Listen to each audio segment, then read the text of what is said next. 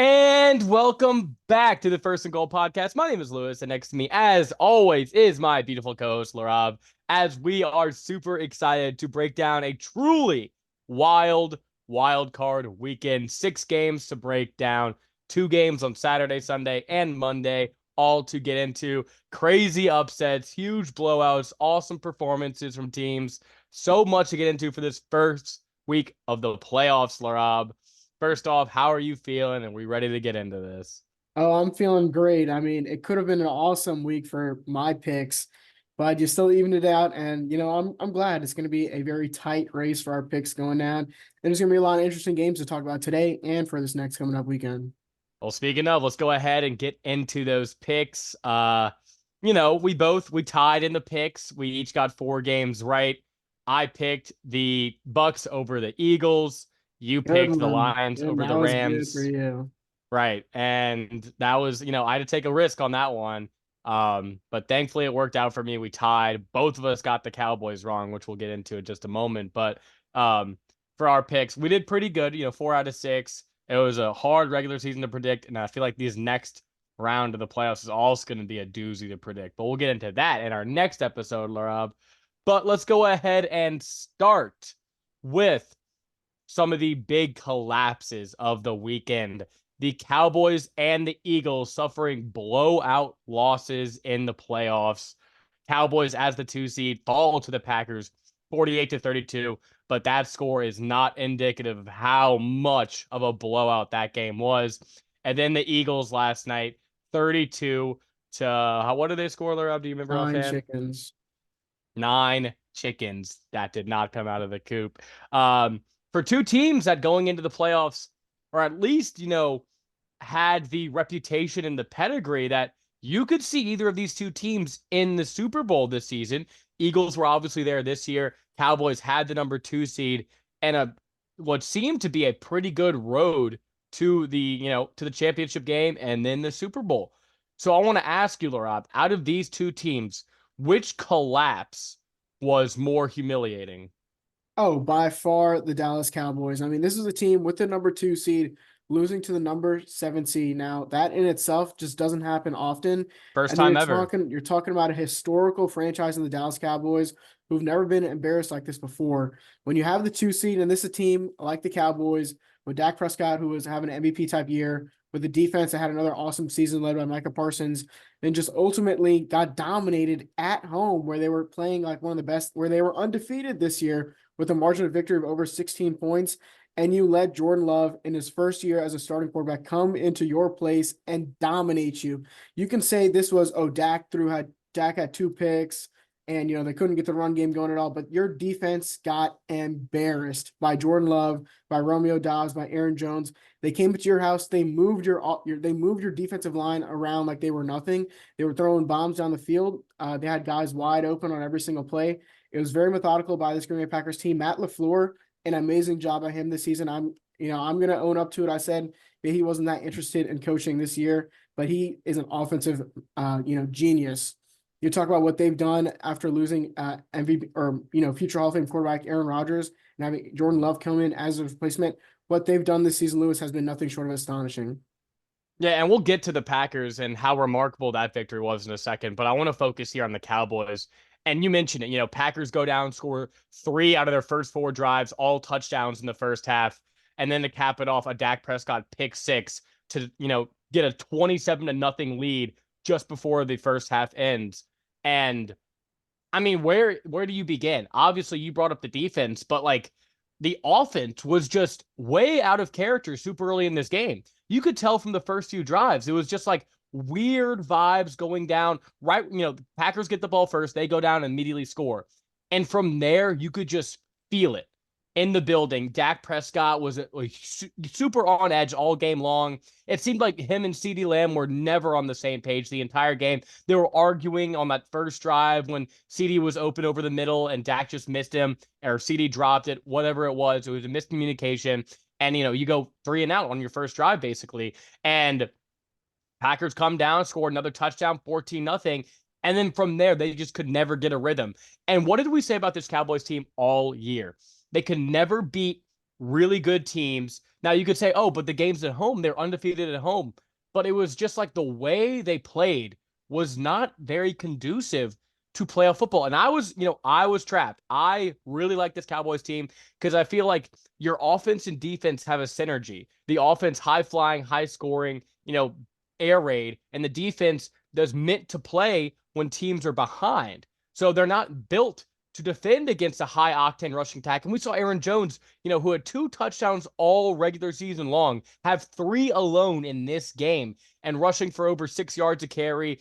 Jordan Love getting active with his legs as well, just making things happen outside of the pocket, play action pass. It was just this defense was not built to come from behind. And this offense is not built to maintain a lead or to slow down the game to give the defense a chance to catch their breath because they can't run the ball either. We mentioned it when Ezekiel Elliott left this team in the offseason and Tony Pollard was like, oh, we expect a big season from him. We saw how he was with number 2. If he just gets more touches, he's going to be that much more explosive. But he just could not handle the primary running back responsibilities, which, meant they did not run the ball effectively whatsoever. And that was the big thing. When you fire Kellen Moore and promote Mike McCarthy, the playmaker, as their head play caller, it was Mike McCarthy is going to establish the run, and he's going to have a well-balanced team that's going to be, run, pass. And when it comes to playoff this time, and I know the game was in Dallas in a dome, but in December football, which you see a lot of these games get really cold, a lot of snow, the teams that are able to rush the ball effectively and stop the run are the teams who go far.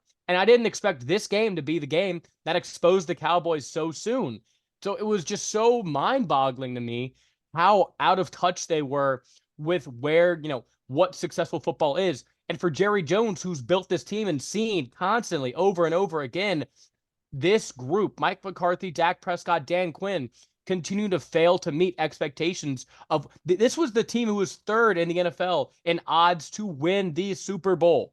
So I agree with you in terms of between the Eagles and the Cowboys. Cowboys definitely the more defeating, Laraib. But, we bring up the Eagles for a reason. And I want to ask you, it felt like a huge playoff collapse was coming the way the season ended, but to see it collapse like that was even more humiliating. So what did you make from the Eagles' performance yesterday? Well, Lewis, it looks like this team season ended a couple of weeks ago, right? There looks like they're just interested in playing football. Nick Sirianni, his tenure as a head coach, in my opinion, is over, maybe for the rest of his career. I mean, just how disinterested that team was in playing football against the Tampa Bay Buccaneers last night was astonishing. The play calling on both sides of the defense and offense, really questionable. Just the way that Jalen Hurts looked disinterested in playing football. Him and Dallas Goedert, chewing at each other on the sideline. AJ Brown and some of the off-field things that he's had with this team in the last week, unfollowing them. I don't think he was there for the game at all. It was just, well, he was injured. Well, of course he was injured, but at least you want to be there for you're your right. team during a playoff game like that. And of course, just a really bad play calling. Even when you have your number 1 guy out, you still have a guy like Devonta Smith who went off, but nobody else was really involved in the game plan. And of course, the big thing about this team was their offensive line, and they just got away from running the ball. Now I know it's tough against the Tampa Bay Buccaneers team, but the last time you were there, you had over 200 yards, and DeAndre Swift had 130 yards by himself. And then you completely go away from that in this game. Jalen Hurts has a dislocated middle finger. It's not going to be easy for him to grip the ball and force it down the field. And you still get away from the rushing attack. I mean, it was just completely abysmal. They try all these stupid wide receiver screens and try to get the ball out quick, but it just wasn't working for them all night long. And credit to Baker Mayfield and that offense. They looked like they wanted to win that game really bad. Yeah, and well, that's the disappointing thing for me for this Eagles season was the defense. I mean, such a collapse. And even in the games, they were 10-1 to begin this season. But we were even saying during their run, it was like, we were just very skeptical because it was like, oh, Jalen Hurts, he's the comeback kid. He makes great plays to get them in position. He was the MVP favorite through 11 weeks because he had to overcome some of the defense's deficiencies. And their last good game arguably was the first game they went to Tampa because the defensive line was just really, aggravating Baker Mayfield. But the middle and back half of this defense was just, 10 missed tackles yesterday, and it felt like there was 20. Every touchdown the Buccaneers had, how many missed tackles were there en route? On the Chris Godwin one, just missed tackle, runs for 40 yards. The David Moore, the first touchdown the Buccaneers had. just 40 yards on a simple in cut, making guys miss all the way down the field. I mean, it was embarrassing for this Eagles defense, which, has a lot of pride. And it ultimately comes down to Nick Sirianni's decision to fire, the defensive coordinator in the middle of the season, to bring in Matt Patricia, change the entire scheme, and it ends up even being worse than it was before. So that's just utter coach malpractice and holding these guys accountable. And, there were injuries, there were guys who were lost in the offseason, but that's no excuse. And ultimately, yes, they lose both coordinators to end the year. They lose Gannon and Steichen to head coaching positions. But the great coaches in this league lose guys all the time. I mean, how many of Sean McVay's coordinators have just, been poached from him year after year after year, yet he still has impressive performances with similar rosters. And I just believe, you're right. Nick Sirianni has to answer for a lot of this. And to think that he's going to keep his job, I talked about it last week. Philly has a very short leash with coaches. They do not mess around when it comes to getting rid of a guy if they think things are going awry. Cowboys, on the other hand, they are loyal to their guys, maybe to a fault, but they like to. Eagles, they fire Andy Reid after his first bad season. Look at Andy Reid now. They fired Chip Kelly after he won 10 games in a season. They fired Doug Peterson, who won them a Super Bowl in 2017. This team does not mess around. Howie Roseman has a lot of questions to answer as well in regards to his position because, and we'll get into some of the coaching, positions if McCarthy and Sirianni are fired in the coming weeks. There's a lot of guys on the market who are not going to, just keep up with Howie Roseman's crap. They're not going to say, hey, you are not the iron-handed dictator over here. If you bring in a Harbaugh, a Belichick, a Vrabel, or any of these big, ego guys who have had success in the past, you're not going to just, do whatever you want with these guys. It's just going to create turmoil. Howie Roseman needs to understand that, maybe the grass isn't always greener. And I think moving off Sirianni is the move. But just to keep it to this game specifically, utterly embarrassing performance by this defense. A ton of questions need to be answered, Laraib. But I want to pivot big picture for both of these teams. NFC East teams who had a lot to look forward to this season, come to disappointing ends in the first week of the playoffs. What do you think the moves are? Let's start with the Cowboys. Dak Prescott's up for a huge extension this offseason. And we've seen he's now 2-5 in his postseason career. And his last two games, he's thrown 6 interceptions in the playoffs, including an awful pick 6 on Sunday. What are the changes you would make starting with the Cowboys? Well, number one thing is I think you keep your quarterback. I know you talk about his performances, all the interceptions, but like you said, the grass is not always greener. There's not too many guys in the NFL who can instantly replace for your starting quarterback and say, all right, this guy's going to take us to Super Bowl. I think Dak Prescott is that guy right now, unless you see someone else, big join the market, which I don't see happening at all. Teams are going to keep their superstar guys. Just look at Lamar Jackson from last season. Look at the teams doing right now. You keep Dak Prescott because he gives you that chance. Now, Mike McCarthy, just what I saw from Jerry Jones, he just looked utterly shocked and the disappointment on his face was very apparent that this is, something that he did not expect to happen in a million years, a loss like this. So I think McCarthy for sure is gone. And with all the names on the market, I think Jerry Jones is getting older but every year, and he's going to want to go after one of those big name guys and say, come on, whatever it takes, we need to do it this year, next year, and this McCarthy guy needs to go. Well, one of those names on the market, maybe not necessarily for the Cowboys job, was Dan Quinn. But after that performance that the defense put up, what are they going to do about him? And is any team even looking at Dan Quinn now? Like, as you, a Seahawks fan, would you feel confident hiring Dan Quinn after what you saw on Sunday? No. Oh, yes. He's been in Seattle. He took us to the Super Bowl. He has some, he's been in the system before. He can manage that. And so just after one bad loss like this, you can't put it all on him. The defense. It was a pretty bad gives up 31 performance. points and all the players they have over there. But I still think he has, still a degree of, coaching ability. Yeah, I mean, the Seattle job is a bit unique because of Dan Quinn's past with the team. So I'll give you that.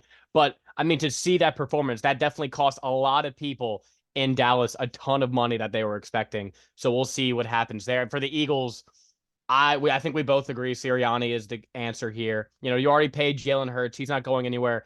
And then, we already found out, Jason Kelsey's retiring. A lot of those other old defensive guys, Fletcher Cox, Brandon Graham, even Lane Johnson, a lot of those old veterans, what are their futures going to be? And you have a lot of guys, upcoming free agents as well, need to make decisions on.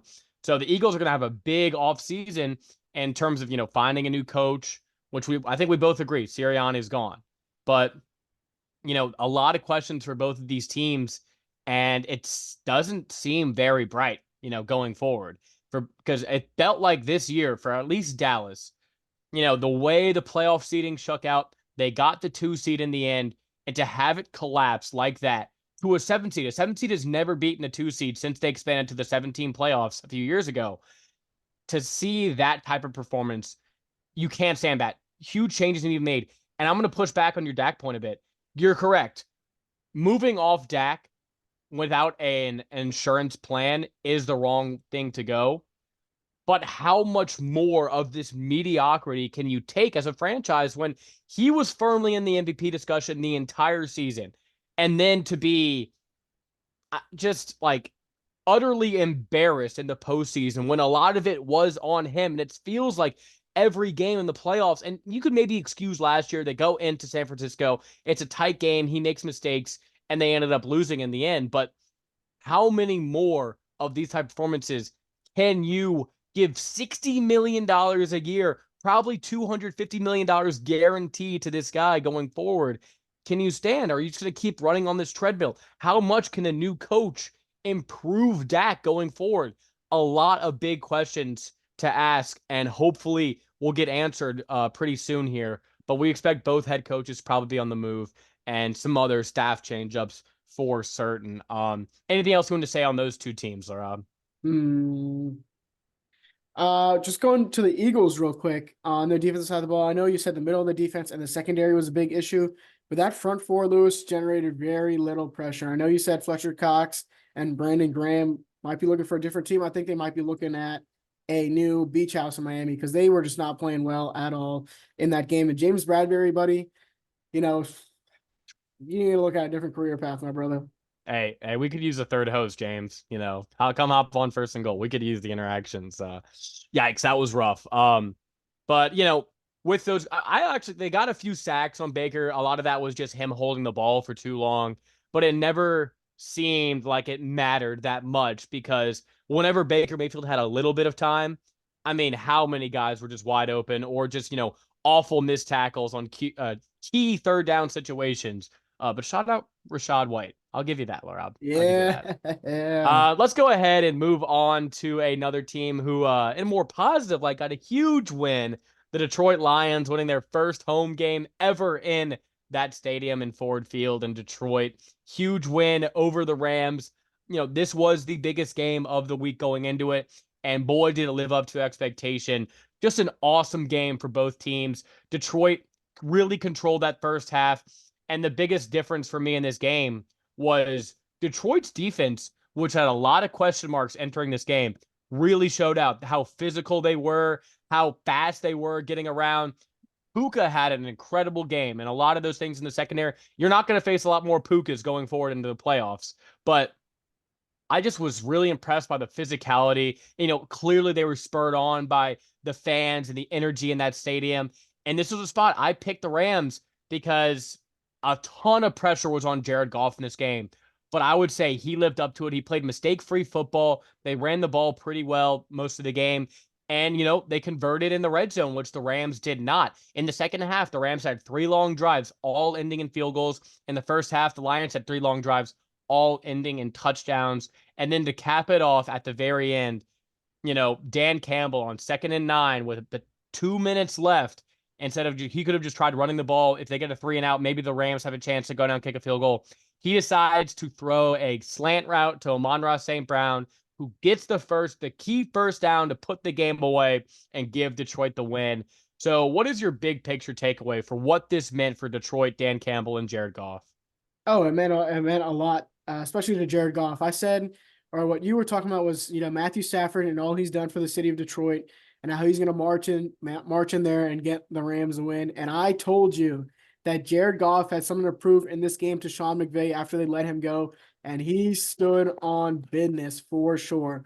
Now, they did struggle in the second half, but when they needed the ball to get that first down, Dan Campbell trusted his guy, and Jared Goff put the game in his hands, and he went out there and did it. So hats off to him. But the big thing was, like you mentioned, was the defense. Bend, don't break. When they, didn't allow only allow those field goals instead of touchdowns, that was a huge thing that let them win this game. And the big thing this year, Lewis, has been officiating, and that was once again a clear problem in this game that I want to highlight. The false start that they called on the Lions, which was not a false start, really kind of screwed up that part of the game for them. And then when the Rams are driving down the field, that, as much as I wanted the Lions to win, Lewis, that should have been a pass interference call. Now, I understand. Boo-hoo! Get over it, I Rams understand. fans. I understand coming from your perspective, Lewis, that this is a comeuppance for them, but this is just unacceptable. This sort of officiating that we've been seeing so far, throughout this whole season. Yeah, no, I will concede that was pass interference, and you're right. I mean, it cut both ways in that game, and you have the way this whole season has gone with officiating. You just have this bad feeling that there's going to be a high stake game coming up, and it's really going to be marred by a bad officiating call. Next week, Bills Chiefs. We saw what happened in that first game. Kadarius Toney lines up offsides. That's going to be a big point of emphasis. That's going to be a big spot where the refs are really going to have a microscope on them. So we'll see what happens for that. We'll talk about that in our next episode. But that is, Lions battling through. And that's the thing. When you brought up trust between Dan Campbell and Jared Goff, I feel like that's such a big theme for this game because Sean McVay did not trust Jared Goff. And we saw in that Super Bowl, he didn't trust Jared Goff making throws late. They just got utterly embarrassed by that Patriots defense, and they let go of Jared Goff. And Jared Goff was in a really bad spot mentally. Just like his confidence was shook. That next season, he was just way off. Detroit brings him in, builds him up, builds his confidence back, and he has the full faith of the entire coaching staff to play at his best. And at Jared Goff's best, he plays like an extremely high-end quarterback that we've seen from him in the past, even with Sean McVay. And we know he has the capability to be a Super Bowl quarterback because he's been there before. So, big picture, this is huge for the Lions and their path because of how things shook up the rest of the conference. There's a path for the Lions. There's a path to potentially, they're going to get another home game this week against the Bucks, who right now, I think you said, what is it, 6-point spread at home, 6.5? Mm-hmm. So that's at 6, yeah. I think, I'm not going to deal my hand, but it'd be a shocking, upset if they lost that game. And then ultimately the 49ers do stand in the way, but they're not a perfect team. And this Lions team, a lot of good vibes right now. But the theme of the year, Laraib, the team on top gets chopped down real fast. So, don't get too high on your own supply here, Detroit. Just go in. It's another game. You beat the Rams, move on to the Bucks, and continue your awesome run. Let's focus on some other games and specifically some quarterback play, specifically from the first-year starter guys and Jordan Love and C.J. Stroud. We talked about that Cowboys game and how Jordan Love, I mean, you brought up Matt LaFleur when we were talking about the Cowboys and just the job that offense did and scheming guys open, Jordan Love extending plays, making things happen, hitting guys. I mean, me and you could have made a lot of those throws in that Cowboys defense of how wide open some of these guys were in that game. But Jordan Love continued, out of the pocket on 3rd and longs, making plays happen. Some of the red zone stuff as well. He was just masterful. And there was one play on 4th down in the red. It was 4th and goal on like the 1-yard line. He rolls out. He ducks down and sidearms a pass to Romeo Doubs in the red zone that, looked a little Mahomey, I would say so. And you saw a lot of stuff when he was throwing off his back foot that was like Bears, Vikings, and Lions fans were like, that looked a little bit like Rodgers and Favre there. I don't know about that. So, and then you flip it over to C.J. Stroud, who against that Cleveland Browns defense, who, we didn't really believe in that much. They had a lot of injuries. They had their own problems. But Jim Schwartz, smart defensive coordinator, he balled out in a spot where there was a lot of pressure on him. Laramie Tunsil was dealing with some injuries during that game. You don't have Tank Dell. He got injured for the season. Nico Collins was dealing with some stuff, and he just delivered time and time and time again in that game. So out of these two quarterbacks, which performance impressed you more? Well, if you look at the numbers, Lewis, almost identical. I mean, in passing yards, passing touchdowns, and both had the same number of completions. But the degree of difficulty, I have to give it to Jordan Love. As much as I love CJ Stroud, with Didn't look Jordan, that difficult.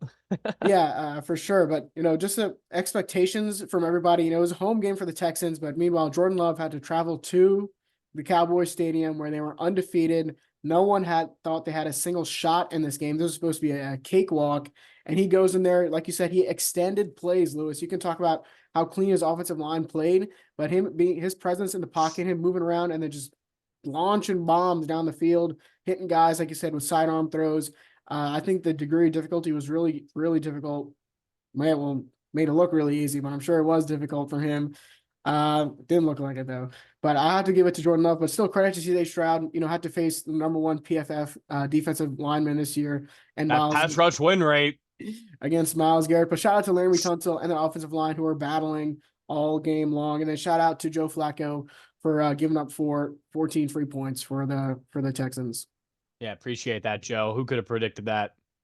Anyway, yeah, I want to highlight CJ Stroud here because, going into the season, we saw he had a really bad preseason. He threw like his first pass of the preseason was a pick six against the Patriots. And we were like, yikes, the Texans are going to have a rough season on their hands. But just starting from that first game of the year, he just had this poise about him, just this maturity beyond his age, where he took over this team that was spiraling, Laraib, because the vibes from the past few years, the Deshaun Watson mess, the Joel Osteen impersonator running the team, and there was just so much bad vibes going around. They traded their first round pick this season to the Cardinals, and people were like, you're just giving the Cardinals another top 10 pick. And I criticized that move heavily when it happened. And now, because they were like, oh, we have the Browns pick, at least we'll have a first round pick this year. It turns out that their first round pick, because of the Browns, who they just beat, is going to be better than their own first round pick anyway. So, I mean, how much can change for a franchise when you find the guys at head coach and quarterback? D'Amico Ryans had an amazing performance defensively. They started off pretty shaky. Joe Flacco was making some big throws down the middle of the field. But once they locked in, got some pressure on Joe Flacco later in that game. And, those ball hawks in the back end, like I was mentioning, were making big plays. It felt like a complete team was coming together. Now, how much faith are we going to put into them going forward? I'm not sure. We'll get into that later. But just an awesome year. And as a Texans fan, you have to be so proud of what you've seen this season from your team. So kudos to the Texans organization. Kudos to CJ Stroud for just a brilliant performance from what we've seen this season, and especially in that game against the Browns. Yeah, for sure. And then even if they march into Baltimore and what's going to be a rematch from week 1 this year, Lewis, where CJ Stroud threw for over 300 yards, it's still going to be a positive outlook, something for them to build on for next season and just improve and get better for what could be a really fun division for them next season. And also, it feels like Joe Flacco probably won't be the day one starter for the Browns next season. If I had to guess, probably not looking that to be the case. So Deshaun Watson, another year with all that guaranteed money. Let's see if you play more than 6 games. But a lot of awesome games. We didn't highlight all of them because some of them were kind of just par for the course. We expected the Chiefs to beat the Dolphins, expected the Bills to take care of business. Now, you could get into the Dolphins and Steelers and how their organizations are going to change up, what the confidence in some of those guys are. And we'll get into that, in more of the offseason stuff. But I want to focus now on some more broader NFL news. We brought up Sirianni and McCarthy being on the chopping block. We both expect them to be fired.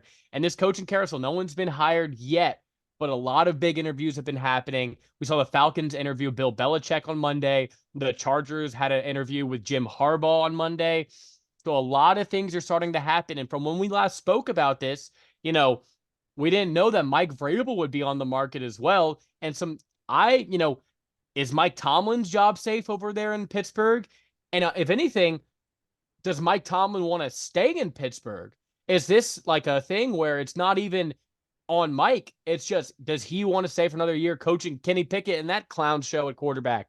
So a lot of big openings here. What opening would you say, I don't know, fascinates you the most for the potential, and what coaches out there could really make a big splash this offseason? Well, what fascinates me the most, Lewis, is the Pittsburgh Steelers. If they do decide to move on from Tomlin, or like you said, if Tomlin decides, you know what, I'm done here, that's gonna be really interesting because you talk about one of the most storied franchises in the NFL. Just the amount of head coaches they've had is so few, Lewis. It's gonna be really interesting to see how Three that. head coaches in 68 years, Laraib. Right, exactly. That's just going to be really interesting to see how that turns out. Just how vaunted they've always been with head coaches, how well their defense has always played, and then with potentially, Lewis, we're looking at an end of an era of a lot of these coaches. I think the last time we spoke, Pete Carroll was not done. Exactly. Bill Belichick was not done yet, and now we're talking about two more with the Dallas Cowboys and the Philadelphia Eagles. So I think this is going to be a very fun offseason to talk about. A lot of these guys going to different places. Now, we've already talked about the most coveted jobs for these head coaches, and then maybe Atlanta or the Chargers. But now you're looking at a team like the Cowboys and saying, hey, they got an MVP type quarterback and a solid defense. Maybe Bill's like, let me go get a chip over here. And, what would that mean for Bill Belichick's career if he goes to this Dallas team and wins a Super Bowl over there, right? Or he goes to Philly and he takes Jalen Hurts and wins his first Super Bowl. I mean, this is going to be a awesome offseason. Yeah, and then, you think about Bill Belichick, how many wins is he away from breaking the all-time coaching record, and what his legacy is on the line, and how his personality and his gravity is going to affect some of these, big owners. Like if he does interview with a guy, with the Eagles, Jeffrey Lurie, Howie Roseman, how is that going to go in the building? Or in Dallas with Jerry Jones and the Jones family. How is that dynamic going to work out? Or are they going to rather go with a guy like Vrabel, who is kind of a younger Belichick, less of an ego, and you've seen, you can have long-term success because Bill Belichick, he's 72. How much longer are you going to have Bill Belichick in your future versus a guy like Vrabel where you could build a future around Vrabel? And with both of these guys, too, you can crap on these two OCs as much as you want. But when they've been under Arthur Smith with Mike Vrabel and what's the Raiders head coach? I'm blanking. Under Antonio Pierce, no. The before he was fired. Josh McDaniels. Josh McDaniels, thank you. These guys are bringing their offensive coordinators who have had a lot of success underneath these head coaches so they can fill a lot of those vacancies as well with guys they trust. So you're bringing in a good package with both of these coaches. So, and then, the landscape is going to keep changing, Laraib. Out of the 4 teams or the 8 teams remaining in the playoffs, is there another guy going to, get let loose unexpectedly? Sean I don't. McDermott. McDermott potentially could be let loose, if they have a disappointing performance again in the second round. There's a lot to look forward to for the rest of this coaching carousel and a lot of these jobs opening up and just bigger names in the head coaching market. So, yeah, I agree with you. This is going to be a crazy offseason, but we're not there yet. We still have a lot of playoffs to go. Laura, anything you want to say before we head on out of here? Before we go, I want to ask you something. Okay. If you're 100-year-old Jerry Jones and you're trying to win a Super Bowl before you die, are you taking Vrabel or are you taking Belichick? You got to take Bill. Bill gives you the short-term, high end. Anyway, I don't think Bill is a bad coach anymore. People were crapping on him. I think it was more of the personnel decisions. He got those Patriot. How bad was that Patriot team? They still put up decent efforts against, some of the best teams in the league to end the season. He gets guys to buy in. He is the best short-term fix. Maybe Jim Harbaugh as well, but Jim Harbaugh is, a bit more of an abrasive personality than even Bill is. So if I'm the Cowboys, I think you have to, the first call you make is Bill Belichick. I feel like that's the most reasonable fit. And I think Vrabel is the most reasonable fit in Philly as well, because he doesn't have that super abrasive ego like a Bill Belichick or a Jim Harbaugh do.